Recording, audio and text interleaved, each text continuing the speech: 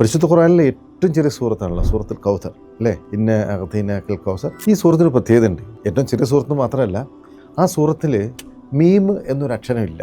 അന്ന് കാലത്തൊക്കെ മീമില്ലാതെ ഒരു അക്ഷരം, ഒരു കവിത എഴുതുക അല്ലെങ്കിൽ ഒരു കാവ്യം എഴുതുക എന്ന് പറഞ്ഞത് ആലോചിക്കാൻ പോലും കഴിയാത്തൊരു കാര്യമാണ്.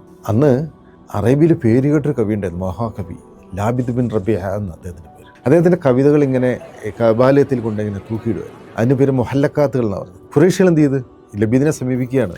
ലബീദ്, ഞങ്ങളെ അഭിമാനം സംരക്ഷിക്കണം. ഇത് കണ്ടില്ലേ, ഒരു മുഹമ്മദ് ഒരു പുതിയൊരു കവിതയായിട്ട് വന്നിട്ടുണ്ട്, ഇതിൽ മീമില്ല. അങ്ങനെ ലബീദ് വന്നിട്ട് കബാലയത്തിൽ എഴുതാൻ തുടങ്ങി. അദ്ദേഹത്തിന് മല്ലക്കാത്തിൽ എഴുതാൻ തുടങ്ങി. എഴുതി തുടങ്ങി, ഇന്നഅഅ്തൈനാക്കൽ കൗസർ ഫസല്ലി ലിറബ്ബിക വൻഹർ ഇന്ന ശാനിയക ഹുവൽ അബ്തർ. നിർത്തിയില്ല. ഹാദാ ലാ ഖൗലുൽ ബഷർ. അതാണ് അദ്ദേഹം കൂട്ടിച്ചേർത്തത്. ഹാദാ ലാ ഖൗലുൽ ബഷർ. ഇത് മനുഷ്യൻ്റെ വാക്കല്ല, മനുഷ്യ നിർമ്മിതിയല്ല. തുടർന്ന് അദ്ദേഹം അവിടുന്ന് ഇസ്ലാം സ്വീകരിക്കുകയായിരുന്നു. ഷഹാദത്ത് കലിമ ചൊല്ലി ഇസ്ലാം സ്വീകരിക്കുക.